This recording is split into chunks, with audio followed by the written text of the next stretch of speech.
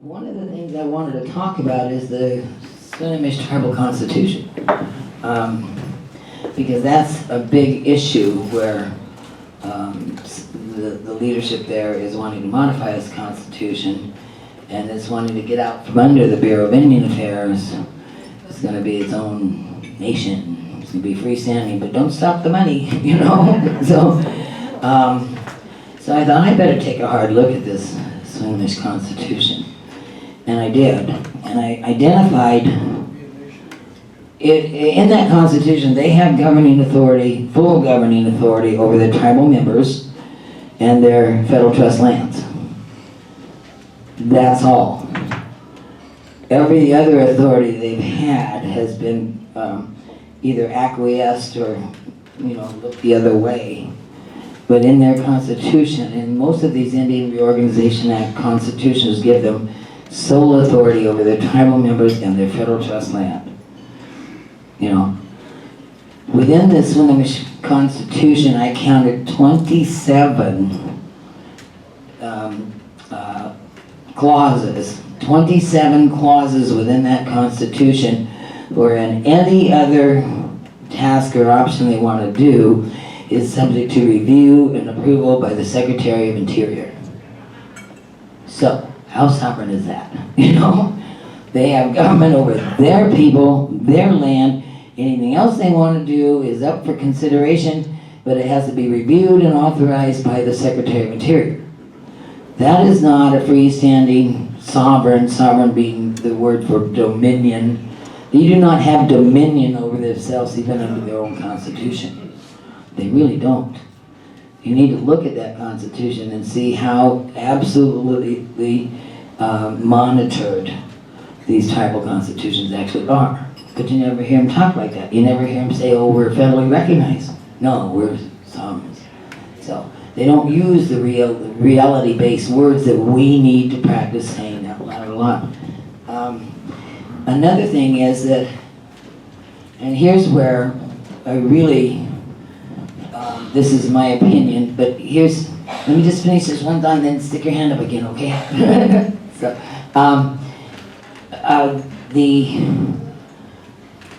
there is this constant clamor and even some jurisdictional rulings about these treaties. And you heard Michelle, our friendly guest Michelle, say treaties are the supreme law of the land.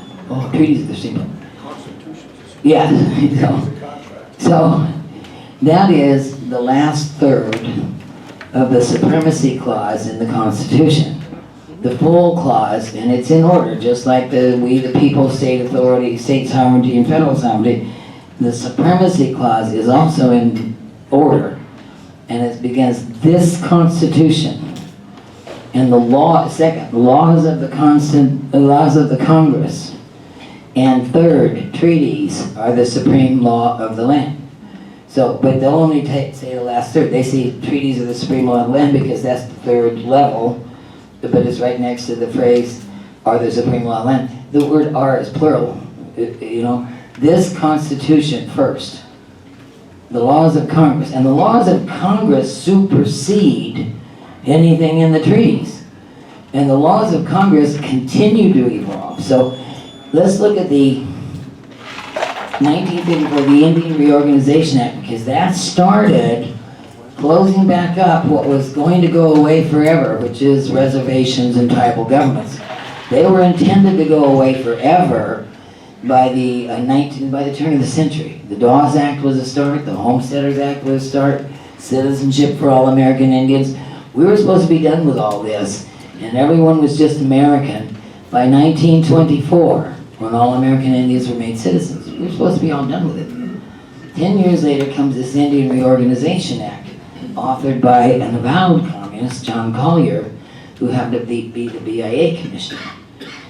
And John, or Collier, and the BIA, Collier was a believer that assimilation wasn't working, that American Indians were losing all their land, that assimilation was just killing them. They needed to go back to living communally.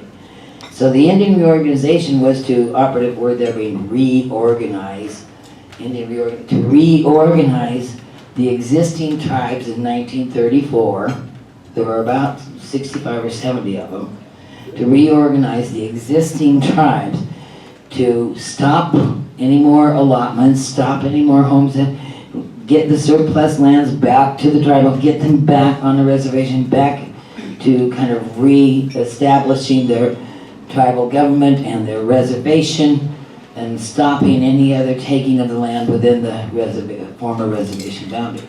It was to reverse assimilation and promote communal living for the tribes, for those existing tribes. And the invitation to do that was put out to all the tribes. Congress was passing the Indian Reorganization Act, and Congress said, well, we're advised by the Commissioner of Indian Affairs, John Collier, that you would prefer not to live under a treaty, that you would prefer to live communally under the new Indian Reorganization Act. If that's true, each tribe was welcome and invited, and the Secretary of Interior set up an election. The adult male or the adult voting members of each tribe had to elect to either, one, remain a treaty tribe, or two, become an Indian Reorganization Act tribe. It was either or. And most of the tribes looked at their treaties, and you can look at the Point Elliott one as an example. If you look at the resources provided in the treaties, they were very minimal. Number one, they didn't have any jurisdiction over the land. That was only the BIA. They only had beneficial use and occupancy. So here on the big Yakima reservation, or any of the reservations here, the treaty tribes had beneficial use and occupancy over the land. The BIA was the government, and the land was owned by the United States. And they got a few, blacksmiths, doctors, resources every year. But that treaty land was owned by the United States, and they had no jurisdictional authority. They couldn't go out and say, hey, you get out of here. They couldn't go set up a tribal court. The Bureau of Indian Affairs was the governing authority under treaties. So imagine now circumstances where most of those resources had already been supplied, money's already paid, treaties are pretty much a nice historic piece of paper. And then they're invited, would you like to be an Indian Reorganization Act tribe? And we'll provide you with a constitution. You'll have actually governing authority over this land. You can have tribal courts, you can have tribal schools, you can have this, that, and that. So most of the tribes came in under the Indian Reorganization Act. To do so, they had to walk away from their treaties. And they got substantially more, and in line for all those federal monies we were just speaking of. But where it went out of control Nixon started moving it out of control during the 70s, but I still claim that as that stinking Indian Gaming Act, that all of a sudden you have American gaming industry going out and finding tribes and say, we'll get you recognized and we'll get your casino built. The Indian Reorganization Act should have been limited to about 65 tribes that needed reorganizing, and there should have been nothing in there about recognizing or creating new ones. But they've done that to the tune of 567 now that are not treaty tribes, they're what we call Iowa tribes. Now here's the other thing about you saw what we all saw and heard what we saw and heard here. And we're talking about Washington State and Skagit County, but across this country, the 48 lower states and Alaska, we have to think about the economic carrying capacity of 500, can these states host 567 separate governments that are growing like topsy within their state boundaries, that are taking tax and disposable income out of this community, out of this community? My answer is no, we can't. 567 is way too many already. But then in 2014, the General Accounting Office published a report identifying by name 400 more tribes that are seeking recognition, federal recognition. Apparently in 2014, some of these tribes just remembered, oh, you know what, we were a tribe once too. It only took them a couple hundred years to go, we're a tribe too, let's get on the list. Does this United States, these 50 states, does it have the political or economic sustainability to fund 567 plus all these new tribes in the future? The answer is clearly no. But the policy and the strategy is perfect for marrying up with Agenda 21, marrying up with the One World Order, you know? These tribes are the perfect tools for all the anti-American, all those adversaries of the United States that want to see the United States gone. These tribes are the perfect tools. Look where they're located, all across the country. Right here on the northwest coast, right all along California, right along the northeast, you know, right across the breadbasket. Oh, and now, let's give them the 2010 Indian Energy Policy Act. Let's say that our nation's power grid is good economic development for tribal governments. Our public energy national grid that lights up your home and mine, or not, is good economic development for Indian tribes, which, by the way, have not a single duty to you. Zero. No, they do not have a public health and safety duty to you. If they acquire one of these dams or one of these electrical co-ops, they have no duty to you, the customer. You know, but Obama and Congress in 2010 comes out with the Indian Energy Policy Act and billions of dollars going out to tribes to acquire our nation's policy grid. Well, remember the locations of these tribes and their policy, you know, and then think of where the dams and major electrical and power and water systems are in close proximity to Indian reservations. That was 2010. And now we've moved up to 2012 with the Hearth Act, which is saying we're going to let tribes long-term lease their lands to Middle Eastern countries, their federal trust lands where nobody else has eyes or ears, their federal trust lands for up to 75 years, with no prior BIA approval or authority. That was 2012. And then a week or two ago, signed by Brian Clasby, comes out the National Congress of American Indians resolution, going right up front in your face. We Native Americans, we embrace, respect, we adore, we admire, we love the country of Turkey. And we're going to do economic development with Turkey because we have so much in common and this and that. Big resolution right up front, top of the top.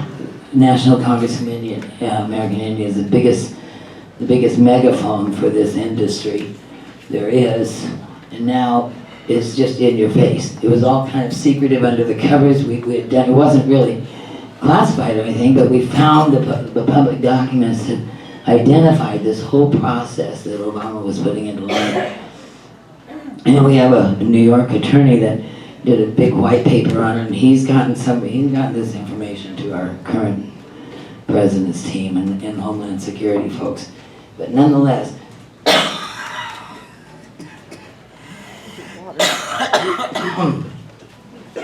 there's one more piece, then I'll open it up for questions. You want me to call 911?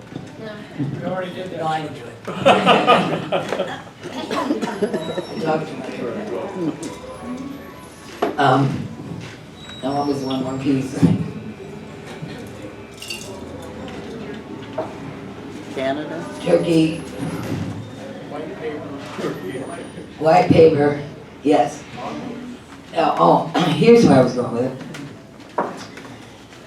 We have this funded process to merge folks not fond of the United States to do economic development near the nation's power grid.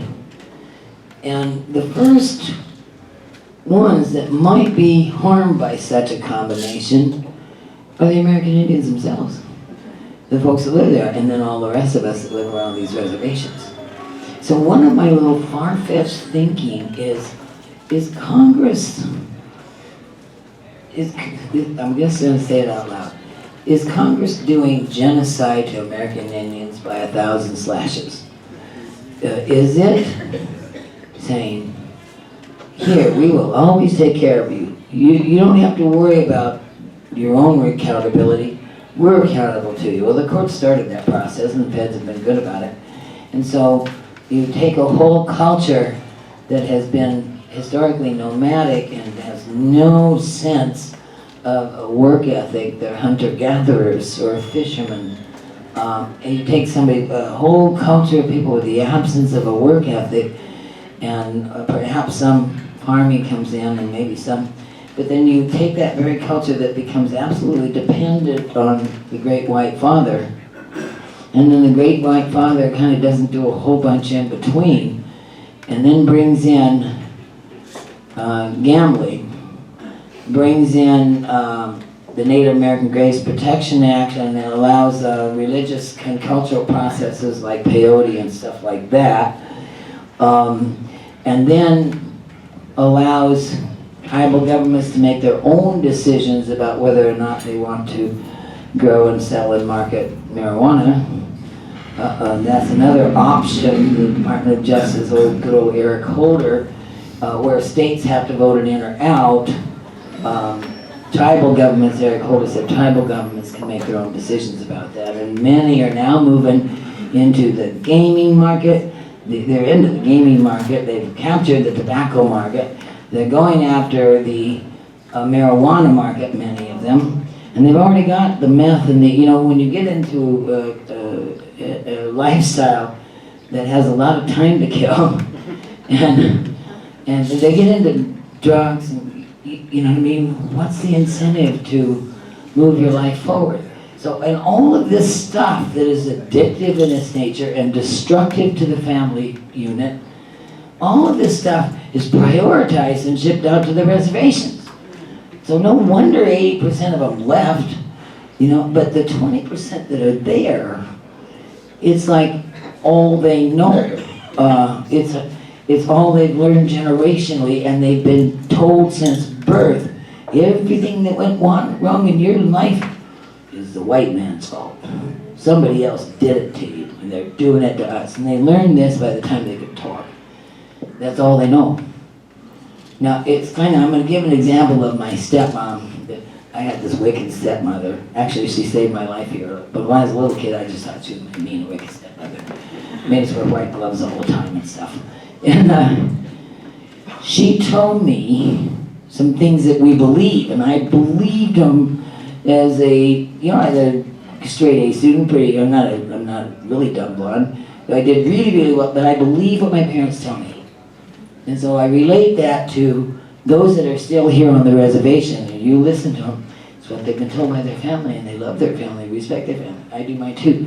But my mom told me, don't you ever speak to somebody with tattoos. Don't you ever speak to somebody with tattoos. Okay, and I didn't. All the way through college. If I saw somebody with a tattoo, I just went another way. I just thought, is that stupid? But, Mom said. She also said, ladies don't chew gum. And I've never chewed gum. And I have a really bad attitude about gum chewing. Well, if we can think of these things that Mom and Dad told us, or our grandparents told us, then we can start to get a little handle on why folks, as obviously bright and caring as the people that were here, say, well, it's this way. And my aunt so-and-so said, my aunt, and we don't know different. Those that are still on the reservation just don't know different, and they're not clued in by their leadership. So I cut them some slack on that. What I didn't appreciate was annoying me, but it helps me understand where my own mental limitations are, and my own little boundaries are that were pounded into me when I was a kid. And I cracked through them. And I have to look at where I'm talking about this, because we have to get our mind ready to crack a little bit, ready to open a little bit, because this is the mental process I had to go through. I had to sort through my past history, my love of my own ancestry from these government decisions that are taking down my town, top initiatives, that kind of thing. I had to really sort my mind and my heart out. And then it helped me, I started seeing how I limit myself. How I really limit myself. For example, when electric toothbrushes came out, I absolutely refused. I thought, no way, how lazy can you be? You don't brush your own teeth, you know what I mean? Too lazy to brush your own teeth. I didn't have one for 20, 25 years. And when I moved to Hobart, I had a wonderful dentist. He says, you know, you gotta try a power toothbrush. It can really, really help you. And I did. And I thought, oh my God, I've been denying myself all You see how we can limit our mind. And I've had to really think about what I think about in order to be able to be a better listener, a better analyst. I mean, this stuff really helps me when it begins between my ears and I think, oh, okay. One more fun example on that was I very seldom get my nails done. I'm quite capable of polishing my own nails, you know? And I would never, ever go get a pedicure. You know, and these women that do their nails and go get their hair, I don't go to beauty shops, I can do my own hair. I don't get my nails done, because I don't want my fellow man waiting on me, even if I pay them. I mean, that's what I thought. And you know, you're not going to polish it. You're not going to polish it. You're not my servant, even if I pay you. I just couldn't get my heart to go there. So I'm pretty low maintenance, and I just do my own stuff. Also save some money. But I never had a pedicure. I just thought that those were those snooty women that just wanted a sense of feeling important. That was my attitude. Okay, so then I have to have 2 hip surgeries in 6 months. You know, 6 months apart. My left hip, I got 2 wonderful new titanium hips. But in the process of that, I couldn't cut my toenails. And nobody in the house, not my daughter, not my husband, nobody would cut my toenails. So Wendy says, Mom, I'll take you to get a pedicure. I thought, oh God. You know, I go get my first pedicure. Oh, I just can't tell you, it was better than sex. It was so good. It was just so good, you know. I thought, what have I done? I've denied myself all this, you know what I mean? And if I hadn't had the hip surgeries, they'd have never caught me in one of those places, you know what I mean? So I use that as an example. I have to rethink myself, I have to analyze, doubt myself, and I have to become that student mind again. You see, and that's your trunk, John. That stuff in your trunk is the student mind in yours, and it's really the teacher mind because you're going around. And that's what we have to do to catch on to this stuff because it was never out there. We were never the ones to be informed about a darn thing. So what I'd like to do for the rest of the time is move to strategies about what you folks can bring to Skagit County on a daily basis. And by that I mean, is there somebody in the room that can read the Federal Register table of contents every morning on their computer? Is there, you've got some websites, you've got some wonderful websites going in, and the county government is doing wonderfully by posting everything they're working for you on their website. But we need Paul Revere's all over the place here, who search the internet for information, who search the Olympia State Legislature. Cindy does a bang-up job on that. Well, let's give her a hand while we're. She does a really good job.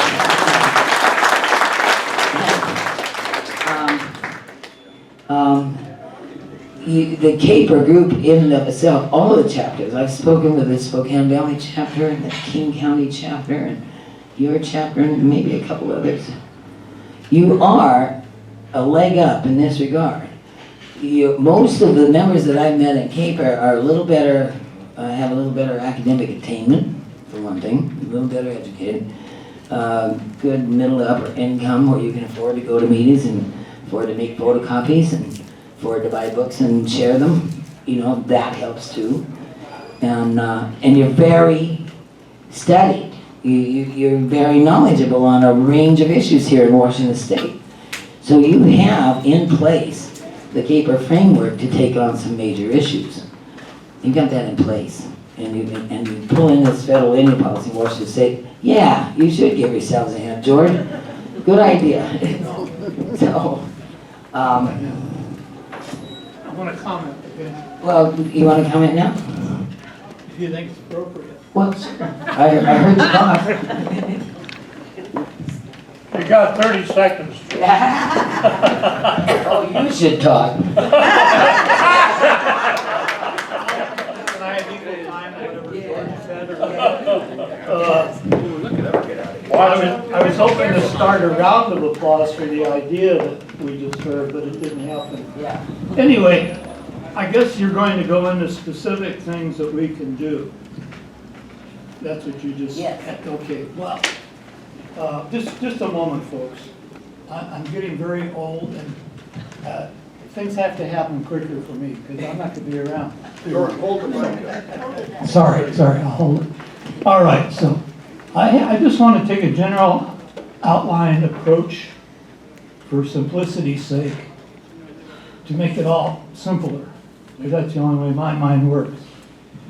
So as an approach, besides doing all the little things you're gonna, we need to have a big, strong, powerful result come out of our actions.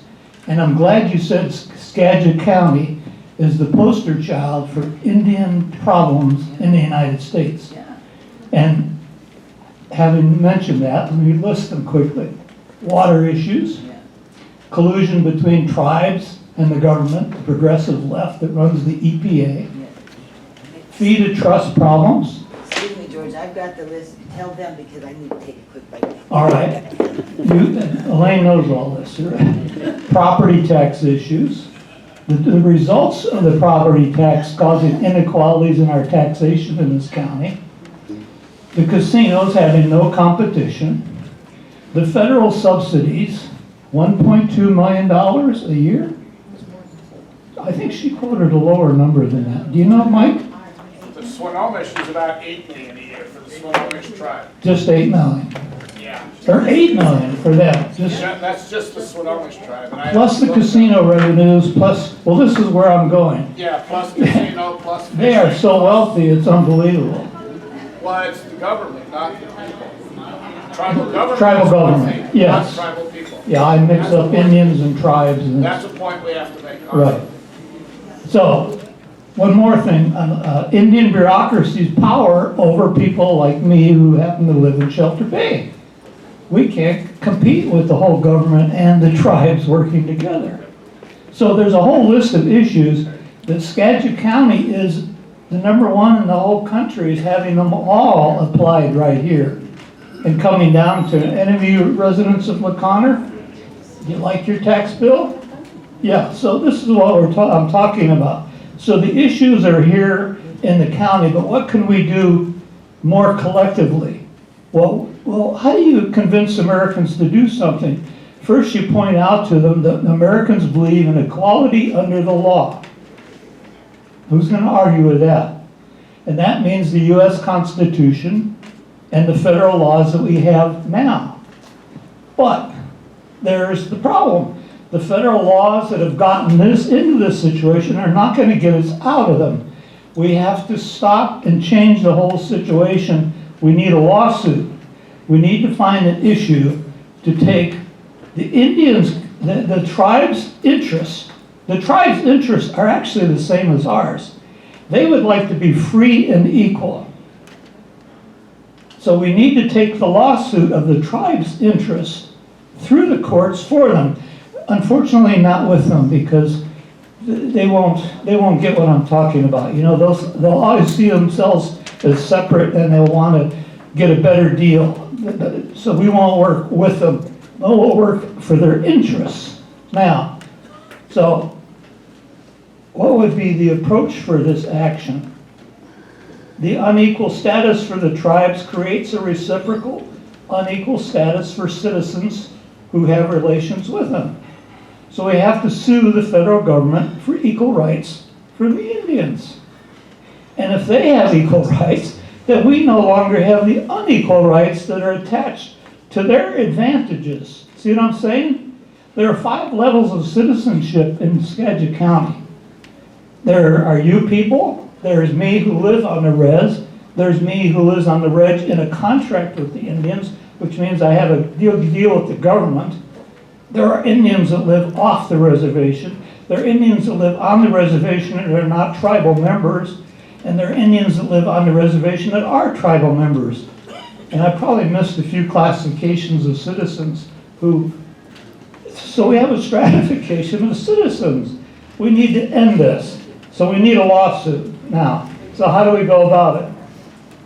We need more seminars like this, but we need to get the Skagit County residents up to about 10 to 15% of the county that understand the issues and become interested in it. So what's the population of Skagit County? 100 and what? 116,000. So we need 16,000 people to have attended these seminars and begin to sign on to a plan. The plan could be something as simple as developing a separate nonprofit tax fund to fund our lawsuit that we have to go all the way to the Supreme Court on. Now here's a single plan that just requires 10% of the population. So we need to have more and more seminars like this. We need to have each of us bring 10 people to the next one, right? Yes. All right, so that's my general outline of the way I see the problem. I've been working on it for quite a while, since I'm involved with every issue on the list, it seems like to me. And I hope Elaine has had her restroom break. Thank you very much for letting me say something. CAPR already has the legal tax deductible legal fund. You got one. I'll get with George on it. He's my neighbor, by the way. He's the reason why I'm here today. Our legal fund's a 501c3, and you can dedicate funds for specific cases. Okay, I missed all that. Did y'all get what you needed? It's very simple. I laid out a general plan that Skagit County can begin to have a fund for a lawsuit to Oh, sue yes. for the Indians' rights. Yes. Because there are rights too. Oh.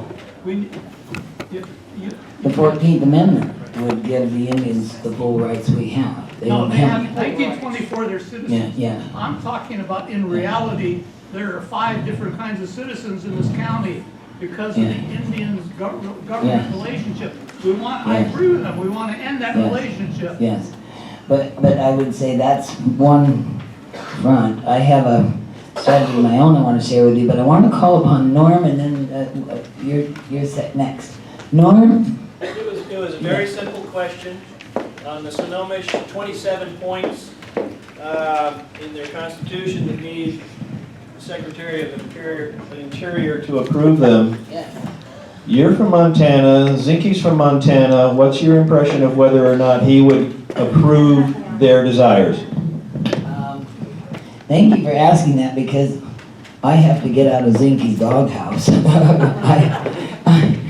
As a congressman from Montana, he was one of those coin-operated guys, and he was all things tribal sovereignty, and he was adopted as an honorary member of the Cinnabon Sioux. And then I hear he's up for Secretary of Interior, and I'm thinking, oh my God, we're doomed, you know. And so I have a pretty wide cross-country network. And I said, hey, I'm in here in Montana, I know this guy, I know him. We've got to object. We launched a huge, I wrote my own, and many of us wrote many letters of objection about Congressman Zinke. And I was just sad when he was appointed. So, again, re-examining my thinking, you know. He seems to know the difference between a congressman's hat and a secretary's hat. And Congressman Zinke did something right out of the jump within the first week or two that just amazed me. I live on the Flathead Reservation, and our land is right by the National Bison Range. And the little tribe there is wanting that American wildlife refuge, the Bison Range, that was built by American school kids collecting money to buy the bison, and you know, and was taken guard out of the Flathead Reservation, and they were paid 2 times for the land. And the tribe wanted the Department of Interior to just give them the bison range. They were given twice opportunity to manage it, and both times they nearly killed the bison. They're good at hunting bison, but there's a big difference between hunting bison and managing bison. And they didn't know what they were doing. They lost both contracts quite quickly. The U.S. Fish and Wildlife currently manages the bison range for all Americans to come in. So we were blown away when right after Zinke was appointed, he made one of his first decisions was that tribe will not have the bison range. It will stay available to the American public. And then he did something that will help all of you and all people in Washington. He put out a directive that no regional offices may, and yours is Portland, Stanley Speaks, been there since God. No regional offices may process fee to trust applications anymore for land outside of the reservation. Now that's huge because they just buy this land, walk into Stanley Speaks, says, okay, by me. They walk a deed into the county assessor's office or county recorder's office and it's recorded, and it falls off the tax rolls. And they haven't followed any law at all. And they're just doing it out of the local regional BIA offices. But so just taking it off, and there's nobody in the state that's saying, hey, wait, let's take a look at this. Let's see if they did right. Nobody's doing it, you know. So Ziggy did that. Just a week or so ago, he came out with two more huge things. One, he is opening up the Indian Reorganization Act that I've been speaking of today for review and whether it's working. That has never happened. And he's opened it up for review, and we are all going to get a chance to weigh in with our public comments and what we think about how it's working or not working, like not working. We're going to get a chance to get our voice into some reform in the Indian Reorganization Act, or maybe rescission of it. And then he's also opening up an examination for public comment on the federal trust relationship. And he's done that in his first 60 days or so. So I feel really badly that I wrote all those nasty letters about him as a congressman. So far, he's hearing the Trump agenda, the Trump policy. So far, he's not as oriented as he was as a congressman in Montana as he is as the Secretary of Interior for the whole department. So I think that's good. Okay, you had a question. Okay, go, Sandy. I just have a quick question on Zinke's.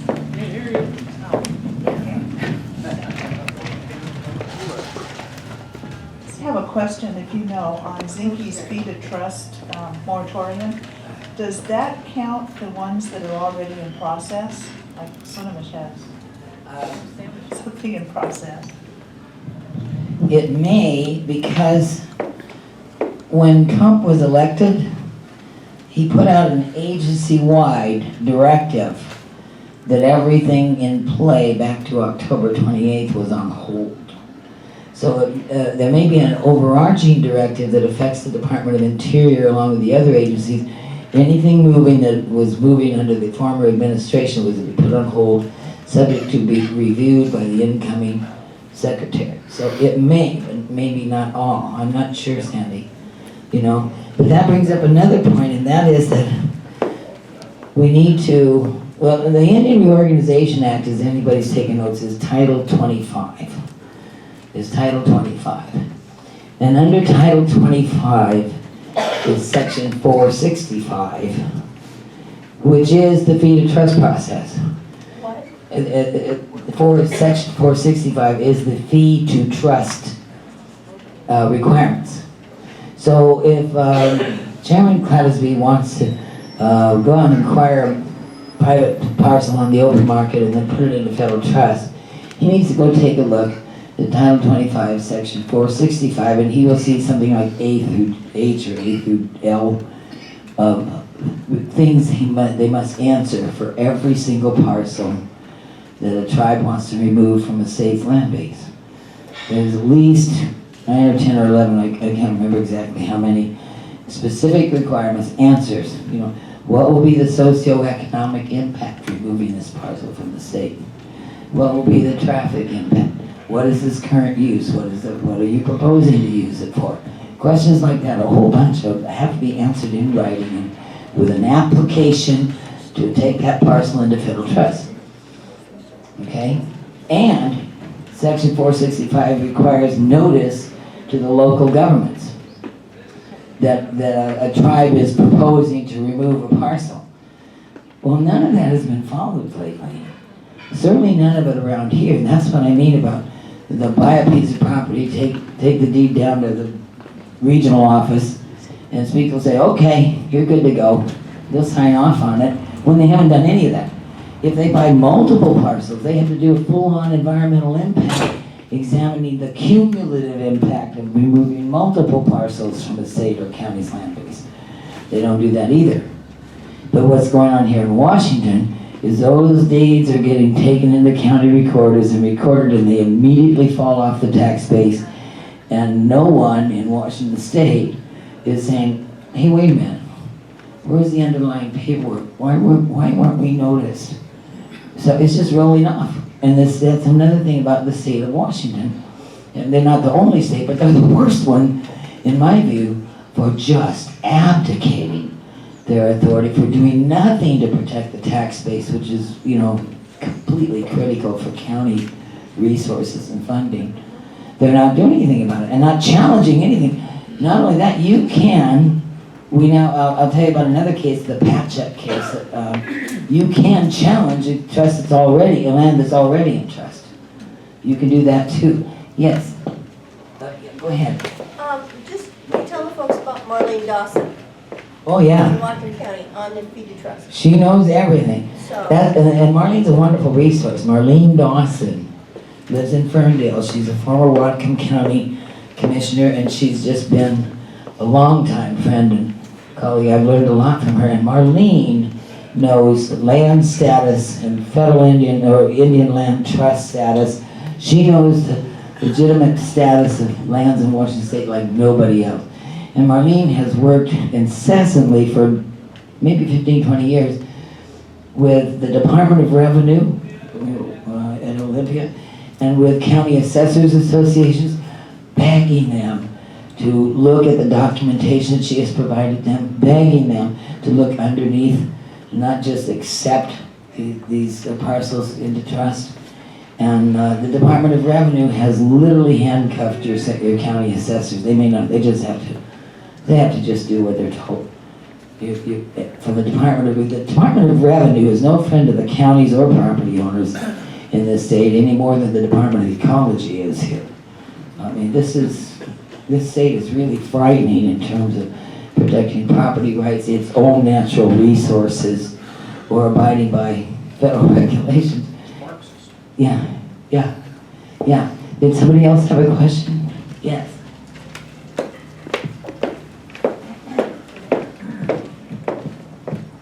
Well, Elaine, I think you really hit the nail on the head when you talk about the fact that even though we have these safeguards in place, no one's looking at them and going by them, and that's because of our government. Primarily the state government here in Washington and even our federal representatives try to get an appointment with Rick Larson. Good luck. I've been to Olympia and I've tried to talk to Governor Inslee directly about it. Doesn't want to talk about it. And part of the corruption either comes from one of two things, either tribal contributions towards candidates or the reluctance to fight against well-funded tribes because they don't want to spend the money. Now, our state government can file a lawsuit against President Trump's travel ban, but they can't come down and protect the local citizens in the state.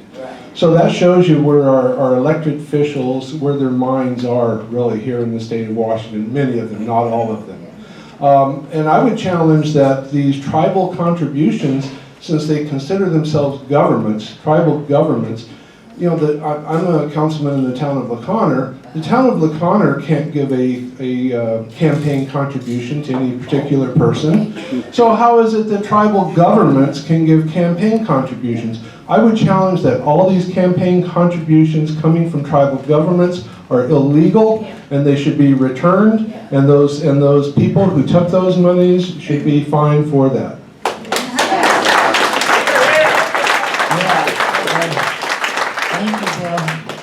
thank you for that comment, because I'm gonna look to you and Laura Lee, because there's things I always forget, but there's one, you just reminded me of something I wanted to talk about that I mentioned yesterday to your CAPR lobbyist, Cindy.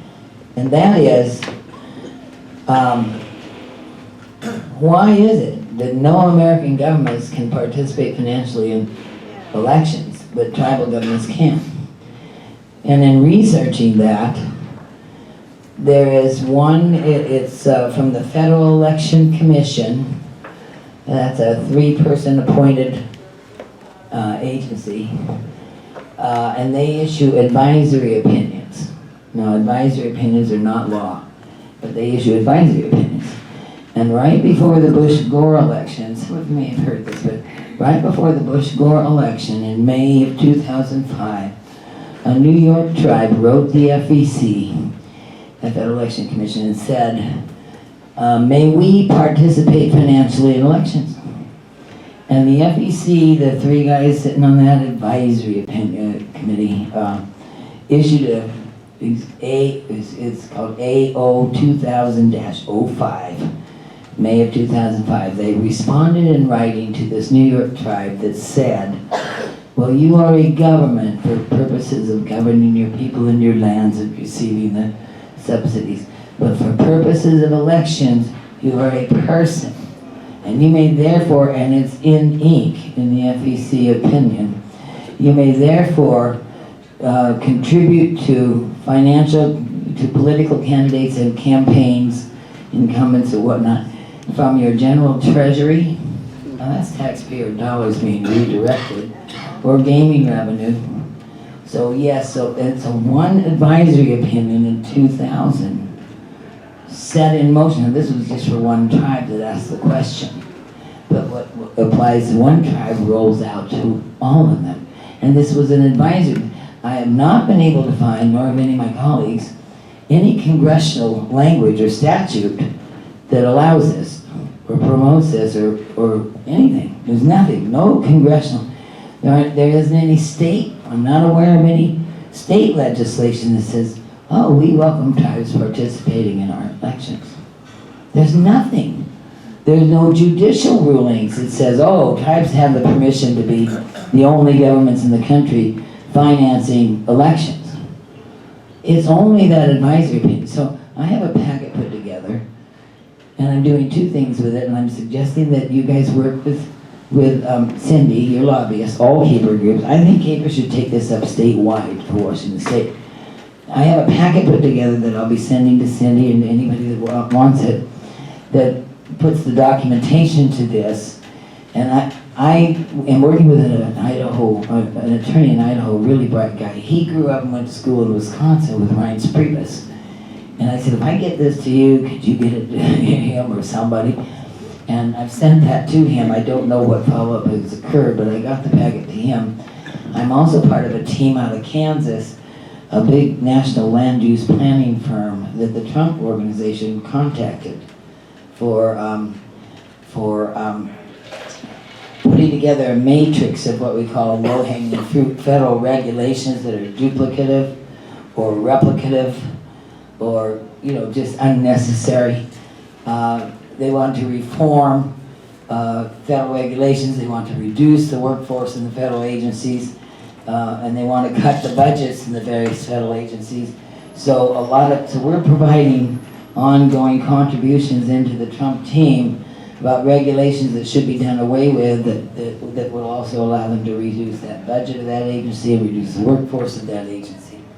And so I'm sending the FEC thing in there. What I think CAPR should do, all of the CAPRs in Washington State, CAPR chapters, should put that in front of as many legislators as you can, and urge those legislators to also push on the federal government to get that FEC advisory opinion rescinded. That stops. That actually gives your elected officials to be free of having to say no. The tribal government hands them and say, we want to help your campaign. What'd you hear? Only John Costner said no thank you. Most of them are afraid to say no. But if they don't have it, if it's no longer available to them, now that's not to say that Indian groups can't form up their own separate packs and they might participate any other way that the rest of us do.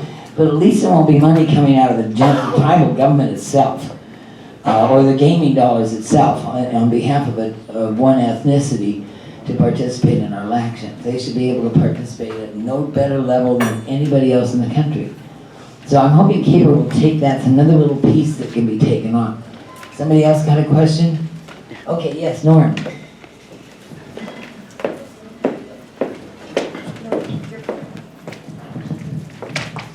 As another one of the people that is dealing with this matrix piece. Yes.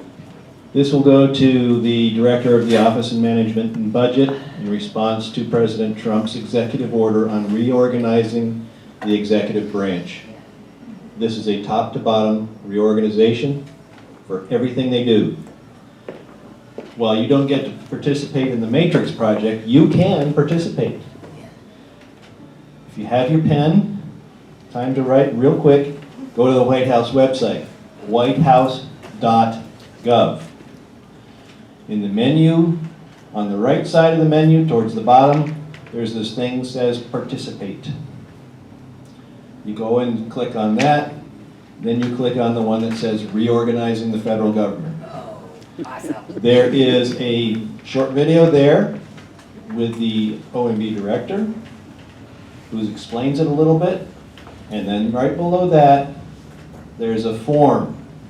For every item that you want the federal government to change, you've put everything in the form to do that.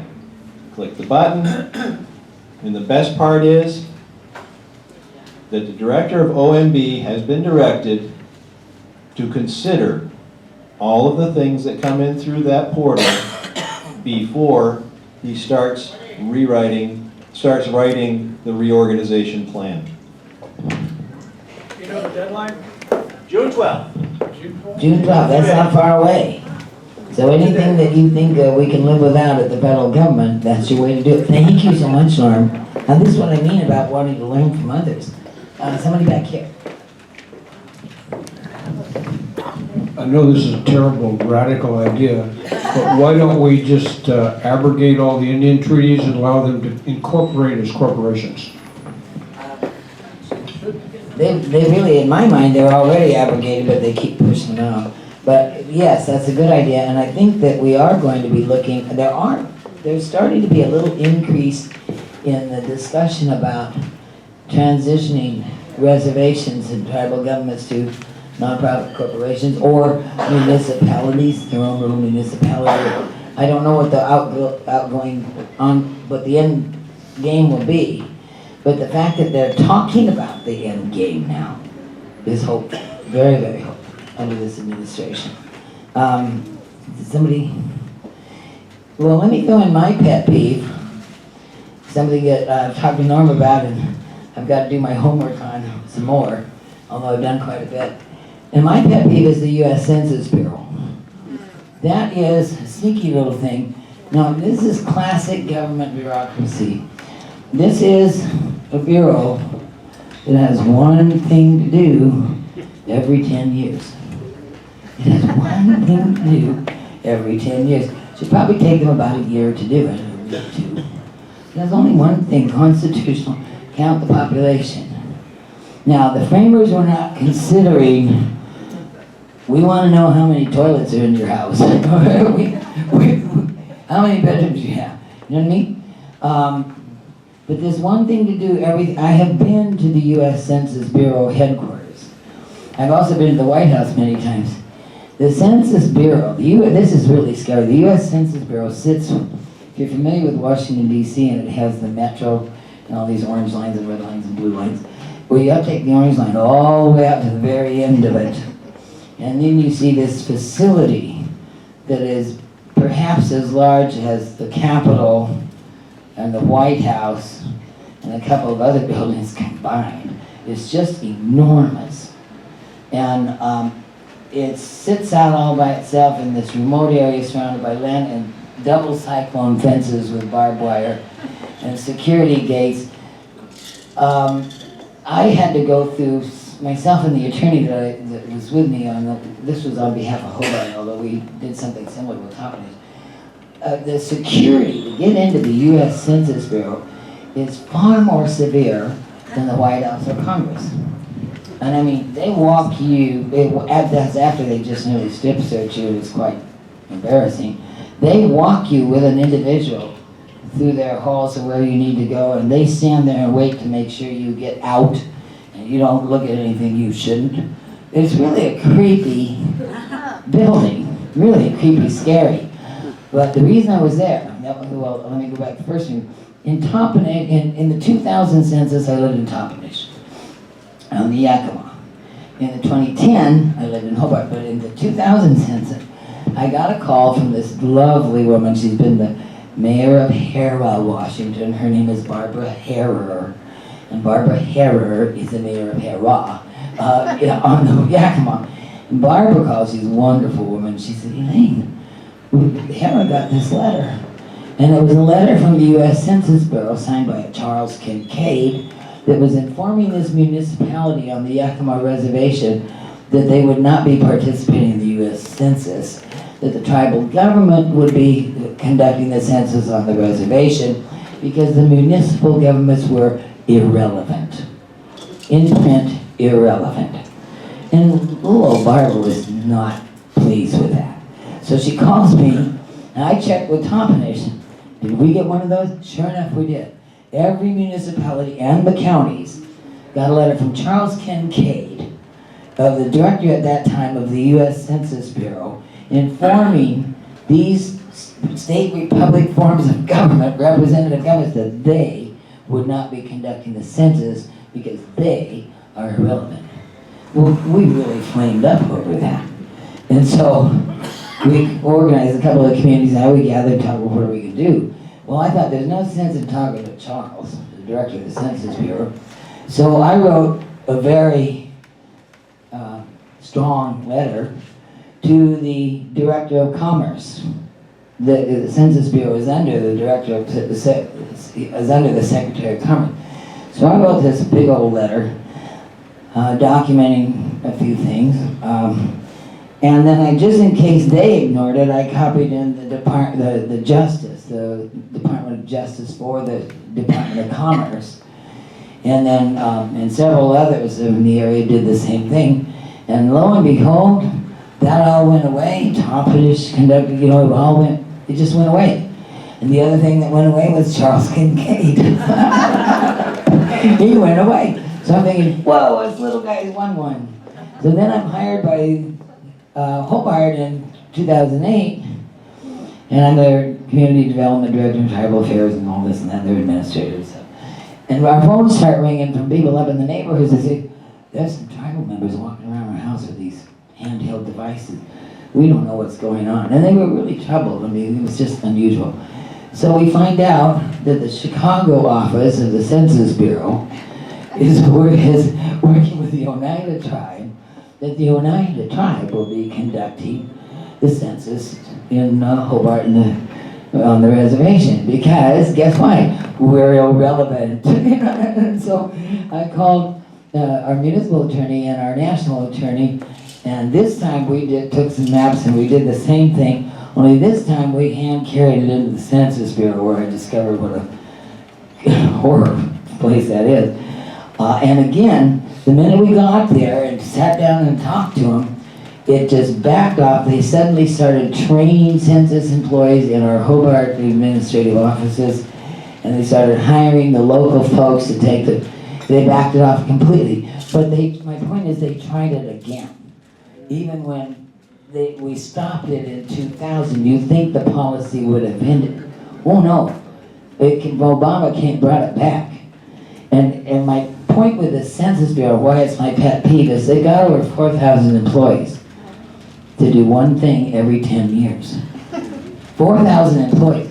And there are 156 ethnic boxes you can check on the American Community Survey and all their documentation. And those 156 boxes lead to 156 federally funded programs for that particular ethnicity. And just how do we increase this divisiveness across the country, if not by funding ethnic programs here, there, and everywhere, and this American Community Survey that gives them plenty to do. And why can't the private sector, the consumer marketplace that needs that information, why can't all that be privatized? You guys that use their data, collect the data, and the taxpayers don't fund 4,000 employees to just count the number of people. One more thing and I'll call you Daryl. My solution, and I'll put it on the whitehouse.gov, is a fundamentally simple one. What if the only requirement to receive federal funding, if you're a low-income household, or to receive federal funding for any things people really lack or need, what if the only requirement was annual household income at the various thresholds that are set? What if it didn't matter if you're black, white, gay, or lesbian, or transgender, or whatever? What if your religion, what if your ethnicity, your religion, nothing mattered except the annual household income of that address of the people there that need help? What if it was only that? How fair would that be? And then it would take away this funding by divisiveness. Wait a minute, I gotta call on Daryl first, and then we'll call you George.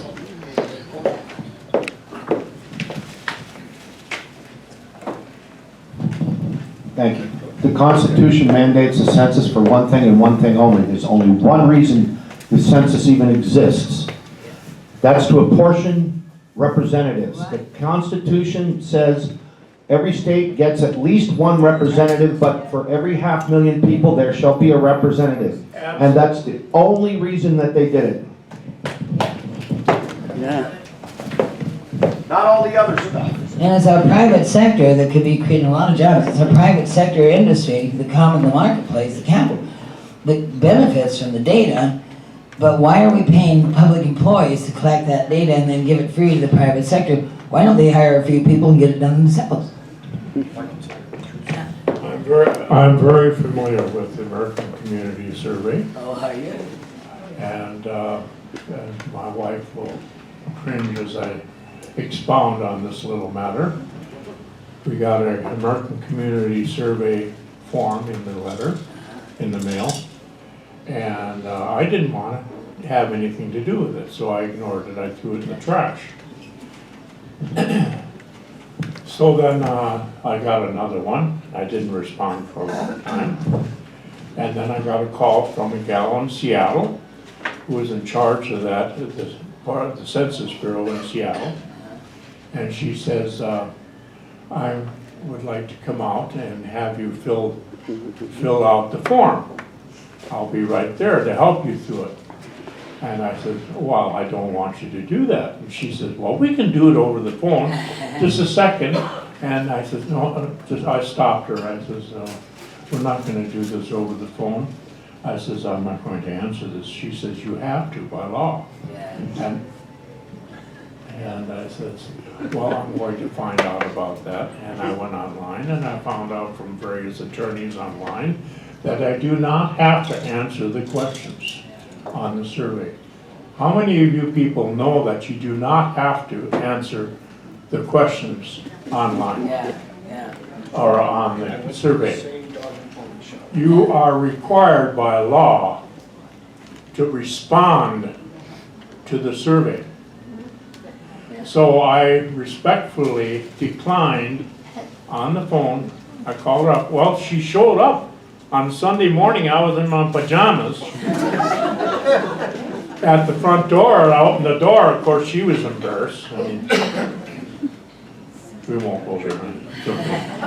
And anyway, so I said, what are you doing here? She said, oh, I came here to have you fill out the survey. And I said, I'm not going to do that. I said, I'm responding to you that I am not going to answer these questions. They're very intrusive. They asked me, on the survey, they asked me if I was able to go to the bathroom by myself, knowing my age and so forth. You know how that is. So anyway, I made light of it, But I was very respectful, and I said, I'm respectfully not going to answer these questions, and I am responding. That's my response to you, and that's it. They dropped it. Yeah, but they Very good. also threatened jail time. Yeah? Or $100 fine. Yeah. Well, no, it was 200. more than that in the fine. And And jail they time. threaten you with that, and they can't do that. No. They realized it. Yeah. I kind of think that the U.S. Census Bureau, for the reasons Darrell mentioned in the first place, and what I'm talking about, I think that's some of that low-hanging fruit that could knock out some of this divisiveness and downsize at least that portion of the Department of Commerce. And so that's something that I'm going to be pushing on through one way or another. But we're getting, I want to tell you that 2 o'clock is going to come up soon. I would like to get a little better sense of where you in this room will be going next and what some things that you can do. And then I will also, that we will formally adjourn this workshop at 2 o'clock, but for any of those who want to stick around and have additional conversations, we can continue using this room. And I'm going to have some lunch afterwards, but I'm planning to stay around here until the last person leaves, so. And I'm going to recheck with the restaurant to make sure we can do that. Because Okay. they can go ahead and clear the room out or do whatever if Okay. anybody wants to talk. Yeah. But I do have something I was supposed to remind you Oh. of doing. What?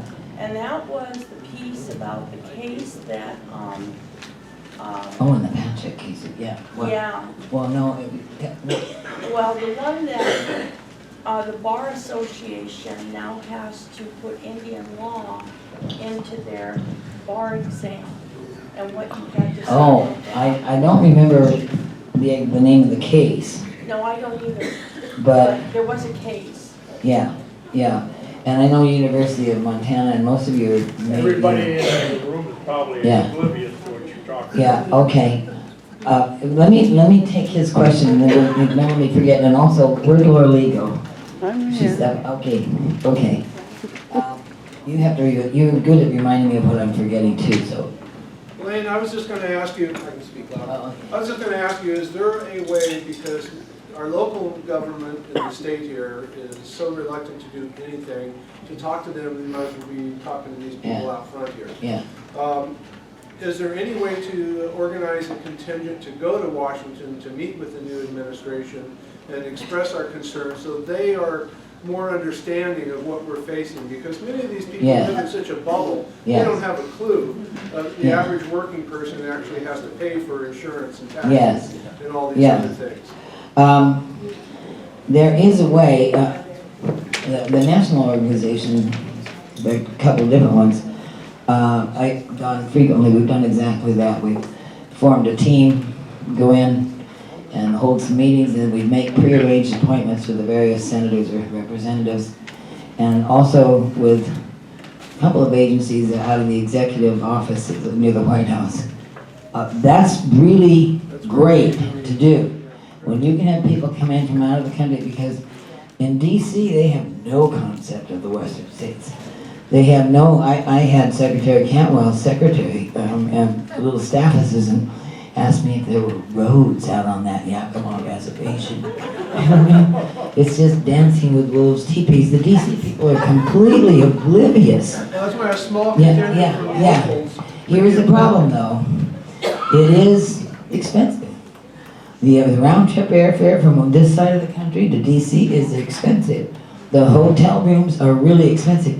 You can get reduced rates in Virginia or Maryland and then take the metro in, but it's an expensive proposition that most folks can't afford to do. I was doing it every year, and so was our national group every year on my own dime, and it was well worthwhile. But it's really, it wasn't worth my money to go beg Obama. I just didn't waste my time. And now the costs have gone up, so the only obstacle is really cost for those that can afford it. And maybe there's a strategy that can come out of here where somebody shops hotel rates, somebody shops best times when the legislators are in session there, best off-season rates. Somebody could find somebody could put together an agenda at a workable time where airline fees and hotel rates are most affordable, but the congressmen are there. That would be a wonderful little work project for somebody. And if you can find something that is within the ballpark, and then put the word out, people will show up. It's very worthwhile to do. Well, my thinking is that the congressmen aren't really who you want to talk to. I'm thinking the current administration, someone who can get Yes. right all the way to the top and at least let Yes. the problem be known of what's existing here. Well, we met, I would meet with folks in the BIA and folks at the EPA and the Department of Agriculture, but we didn't limit ourselves to congressmen. It was really good to have a big number of people going with our talking points and covering as much ground as you can in the time. And it wasn't, it was really great. You spend the whole day hopping cabs and running into different buildings. It's really kind of a cool way to see your government is there and it's in action. And definitely something worth exploring. That sounds like a great idea. How about combining National CAPR Yeah. with Sarah? Yeah. Have a combined meeting. And the whole, yeah. Yeah. Years ago, Yeah. there were groups that Sarah joined, and they had the American fly-in, and everybody would fly in. This had to do with Wayne Hage. Some of you might be familiar with the water wars that Wayne Hage went through. And now the Bundys and Hammonds. Oh, don't get me started on them. Some of the folks that were fighting the water wars early on started the American fly-in. And people would fly in for a 2-day conference where we're all sharing our best practices and stuff. And then we would disperse for the next 3 days. Out the prearranged, we would just swarm the hill. But spend 3 days with prearranged meetings, and not just the hill, but the various shuttle agencies. We might be able to bring that back. To me, it wasn't worth the effort under the previous administration. We need our president to survive this god-awful assault going on him, and I think then it will be very worth. But here's another thing: I would caution against raising federal Indian policy issues right now or even in this first year. I think this year we gear up, we do our homework, we gear up, and because he's got enough coming after him. He doesn't need what we experienced here today. Gentleman to the left would like to talk. Yeah, okay. Yeah.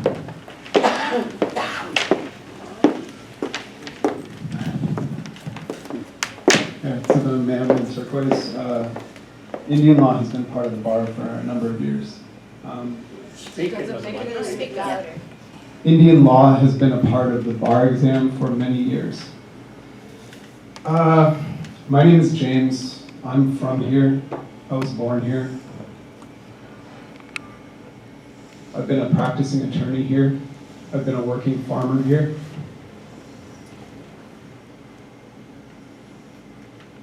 I see a lot of old white people in here. Gee, that isn't racist or anything, is it? You are my elders, Thank you. and you have hate in your hearts. Thank you for sharing. That's it? Gotta be more. Thank you. Let's hear it for free speech. Free speech, folks. Everybody gets free speech. Pardon? Yes, Couple of questions. One is, you mentioned Title 25. Yeah. I've been led to believe that Title 25 has never become other than a draft and not actually enacted, and I don't know what's true and what's not true as far as the official status of 25. The second question is, I have a heck of a hard time understanding the definition of a treaty. Yeah. I've never heard that Title 25 wasn't fully enacted. I've never heard that, Roger. It is implemented as though it was. It's accepted. Yeah, and so it may be another one of those. Actually enacted. Yeah, might be one of those hoaxes, but that is the bulk body of the federal regulations regarding Indian policy. I'll have to ask around about that. That's interesting. I understand it's been drafted but never enacted, but enforced by the courts even though not enacted. The whole title or parts? Title 25. The whole title, Roger, or just parts? All I know is Title 25. Well, that would be the whole, yeah, it's a 40 or 50 page fine print 2-column. It's pretty extensive policy. Pardon? Unless there was a signature missing. And Yeah. I heard something about that. Have you? You haven't wait. I don't know where, I gotta find it. You have to wait in today, John, and we need your No, thoughts. that's okay, I'm good. No, you are? I'm good. Okay. In this restaurant, they call it the whole enchilada. The whole, oh, over here. Is it? Oh, you would be good to stay seated. I'm old and a white guy. Okay. Some of my best friends are Indians. You know, mine too. Yeah. My very dearest. And I know a lot of Indians, and I've respected them. I've worked with them through the years. Now, you've asked us and suggested that we support our county commissioners and our local government. I just want everyone to know that finally, after a number of years of being on the sidelines, our county commissioners have stepped up. They've gone public, and on the webpage, I believe the main page, or at least click on commissioners, the whole page is dedicated towards their response as a warning originally to the citizens of Skagit County, particularly the rural citizens, but we know now we're talking on water issues about the city's water supplies as well, that they're warning us about this amendment to the tribal constitution proposed by the Senate of the Swinomish government of the tribe, which is being voted on this weekend as we speak by the tribal members, as I understand it, to be completed on Monday, on their proposal to expand their reservation. That particular issue, I don't know how that impacts me directly, but I do know that Anacortes was concerned that they probably were going to lose a third of their revenue from the Marsh Point industry. So it definitely got their attention. This apparently vote is going to go to the BIA for final resolution. I'm not really sure exactly what it is we can do to help our county commissions with this particular issue, but one I do know that is the elephant in the room, and I consider this just to be a bold ruse to take attention away from, is the water issue in Skagit County. Now, I think in this room, I'll start by saying that I was present when our newspaper had a grand opening of a new facility just a few years back. And I was trying to butt into a conversation that our 3 county commissioners were having amongst each other. But I was unsuccessful because the person standing in front of them was the chairman of the Swinomish tribe, holding forth.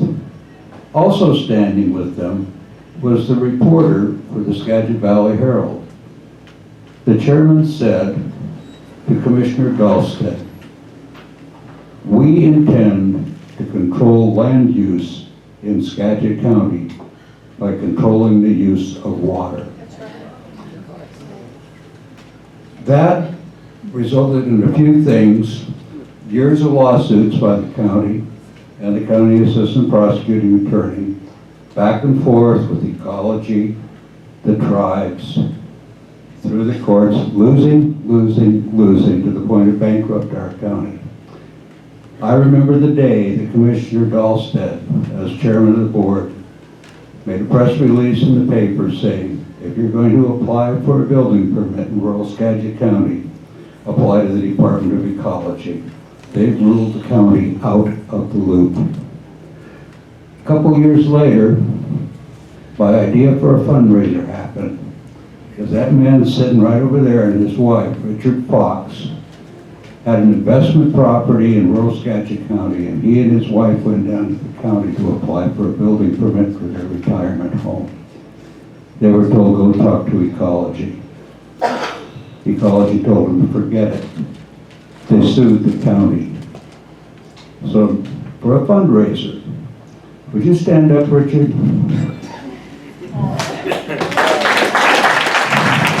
Let's recognize one fact. Let's make some of those masks for next Halloween to look like Richard with a little rubber band. And let's all go to the Halloween party and look each other and say, this was me. Yeah. Yeah. Because Richard and Marnie almost got through the most frustrating, tortured path to docket consideration at the state Supreme Court. The only reason the case wasn't heard that we're aware of is, by luck, just before them, Whatcom County got there a couple of cases first, and then we got the Hearst decision. It's being argued out there. The foxes got left in the out in the cold. So here we are, denied access to the water. Consequences already that have happened. You want a significant emotional event?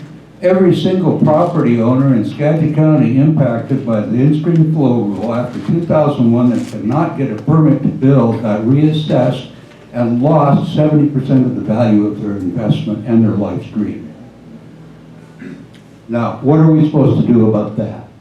This is intolerable. We have to live our lives. I don't know one Indian friend of mine that thinks that's what they had in mind. No. Whose bright idea was this, and how do we fix it? Yeah. Thank you, Ed. Yeah, we can thank, oh, I was reading, was it Ed? Who was it? Oh, no, Bruce. Bruce, you sent me that PI article about Gregoire and the casino negotiation. I could not believe that. But she does, where Washington State doesn't receive gaming revenue from the tribes. It's the only state that does not. And she also gave them five casinos per tribe, something up to that. Yeah, and there's only 5 urban areas in Washington State. So all those plunk down against one little community at an off-ramp and just take the disposable income, you know, it's gone up. Let me tell you, Hearst didn't have to happen. It was frickin' Whatcom County Council. And future-wise, and a group up there, because it didn't have to happen, there are 28 lawyers. They hired idiots, and I'm sorry if there's any lawyers left in the room, but that's a fact. But after the last Tuesday night's council meeting, what happened up there was horrendously awful for the citizens of Whatcom County. And FutureWise got up and said, now that we've taken care of Cherry Point, we have to get on with business and take care of the water problems and the rural housing. So let me tell you, FutureWise and Resources, they're right in there big time. Could you explain what, I don't know the Hearst and FutureWise, could you maybe explain? Tell us what FutureWise is, but I hear what you're saying and I want to propose something. FutureWise, well, let me start. Hearst's decision is Whatcom County was sued. Help me out, Whatcom County. So, I can. Go ahead, because I'll get frustrated. Hearst is the name of a man who is a member of FutureWise. He sued Whatcom County. I'm really going to make it short, but sued Whatcom County saying that they can't give out building permits without proving. This is based on some other cases that say that if there's hydraulic continuity between surface water and groundwater, as much as one molecule of water, then you have to make sure that if you sink a well into the aquifer, you're not going to lower the surface, the streams. Hearst sued Whatcom County for giving out permits without proving that each of these wells, because you can't build a place without a well, that these wells are not going to annihilate the salmon fishery. This is all based on the tribes. The tribes generated this in-stream flow rule to begin with. Now, the Washington State Supreme Court, in a purely political, because the base is Washington State has what's called an exempt well that allows 5,000 gallons of water per day for personal use, for animals, and for water. You're entitled to 5,000. And I'll tell you a quick geological fact about the Pacific Northwest. CAPR has several geologists. One was here earlier, but he's not. I wish he was here. But the short story is that now the Ogallala Aquifer, forget about that. Our geology here is such that we have bazillions, because we're such a geologically active area. We have bazillions of aquifers that are all independent of each other. And in the case of like the Skagit River, it is sealed from the aquifer by a lahar, which is that occurred bazillions of years ago. You could empty every aquifer around the Skagit Basin, and that river won't come down 1 micron. Similar with the rest of these areas, the aquifers are all small and independent from each other. So these wells don't impact surface water. That's the science. Okay. The Washington State Supreme Court, which is elected, is elected by Seattle. Seattle considers Lennon to be a little too conservative. And they voted that, completely contrary to law, that you can't have a well unless you can prove beyond any reasonable doubt that your well isn't going to diminish the surface flow. It was such an egregious that all 9 of those judges are very far on the left, but 3 of them said this is insane. It violates a clear intent and plain, simple language of the law. That's the Hearst decision. FutureWise, formerly named 1,000 Friends of Washington, I think it's about 15 people. But they are, help me with this, Norm, are they Soros funded? I don't know, but Tim Trevithick has been their lawyer for a generation. Right. Yeah, they've got lots of lawyers, and they joined hands with the Center for Environmental Right, Law, Kelp. CAPR, and they, between the 2 of them, are pretty much single-handedly or dual-handedly managing growth management of whatever kind in all of rural Washington. They basically, after the inception, which they played a role in and usurped the Growth Management Act, which is basically central planning and the end of your or greatly reduction of your property rights in Washington State. They usurped control of that. The GMA was supposed to be bottom up. Well, it's now run by these far left anti-growth, anti-private property groups, and FutureWise is one of them. And so they have had they were active in the critical areas ordinance in the King County area, where they took 2/3 of everybody's property, and CAPR finally won against that in CAPR v. Sims. But anyway, that's a short history of FutureWise. Sorry. As soon as you said, 1,000. Yeah, and we cannot forget that Hillary Franz was the executive director of Yes. FutureWise and now is the head of our DNR. Yeah. That doesn't motivate you to fight. Isn't that special? I remember 1,000 Friends of Washington when I was here on Yakima. It's now called FutureWise, Yes. huh? Yes. Oh. There was 1,000 Friends Yeah, of Florida and yeah. 1,000 Friends of Oregon. Yeah. Yes, Tim? Oh, Becky. I can't see that far. Yes. Thank you, Elaine. And I'm compelled to comment on the young gentleman who came up, that often what we look for, we see, it's a reflection. And this has been a wonderful day, and we're full of generous hearts. So that said, I've worked quite a bit in the county. We're in Jefferson County, where the water rule is devastating. It's 1/10 the allowance for a reserve for water in the Chimicum Valley, which is our breadbasket. And here's Port Townsend, the only incorporated city in Jefferson County, which I refer to as the mitigation zone for the rest of the I-5 corridor. We're the place where everybody wants to go and don't touch anything. However, our water rule is so stringent that it's affecting property rights, and now we're starting to see that. I know firsthand the assessor, and as a real estate broker, I work with a lot of clients who have purchased land. They've maybe even drilled wells, not acquired beneficial use, etc. And so what we're seeing now is that the property values are greatly diminishing, and the rest of the tax base is having to make up the difference because the county will get what it gets. And that's starting to finally come home to roost. Our law was adopted in 2009 after 6 years. Is it 6 years? Well, And then restarts, more. A few fired ecology officials later.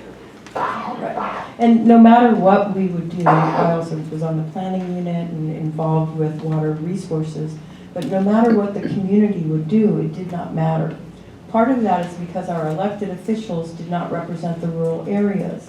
And until the elected officials actually represent the areas where these activities are going on and land uses and are necessities of life, necessities of food security, necessities of all the things that are important to our little urban communities as well. So it seems that we need to really get to the local county officials and storm them. We're polite people. We don't tend to do that, but I think we need to take a few notes from the playbook and, you know, have a good, hearty conversations like Elaine is fostering here. Thank you. Thank you, Karen. You know what's fun about this? You know what's fun about this? As when our little community group first formed up in Toppenish, there's about 15 or 20 of us, and we formed up.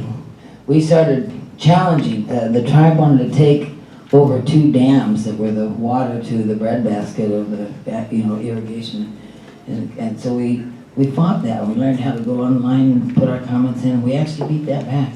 One of the things we did, now only 15 or 20 of us, but I had a little guy that went out, because the tribe put this big, that thick environmental impact statement why it was wise for them to take over those dams. And there's all this beautiful lofty spirit, mothers of the stewards of the earth, and all this and that. So we sent a little guy out kind of quietly with a camera who took some of the pictures of that stewardship of the earth, you know? Like an old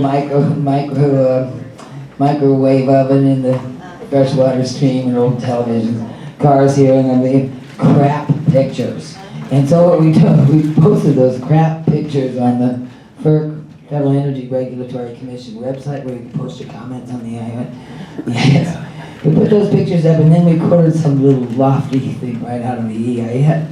15 of them, you know.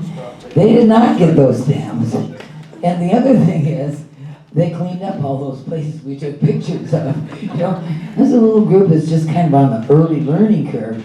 Then they were going to ban alcohol on the whole reservation. The reservation's 3 counties, takes in 3 counties, but 47 beautiful wineries, and the state liquor offices. Well, when the tribe said we're going to ban alcohol on the reservation, the state immediately pulled its state liquor offices out of there. They didn't even question it. They just said, okay, we're out of here. But it would have shut down 47 wineries, big, beautiful farms and stuff. And we fought that. We actually went over to the Attorney General's office, we fought that, and we won that. And what I'm saying is, when you do stand up and start talking and working, it doesn't take a whole bunch of people to incrementally push back on some of this stuff. I wanted to thank everybody again for Get coming. the mic. I really Well, thanks for putting it on. No, it wasn't. Thank you for coming.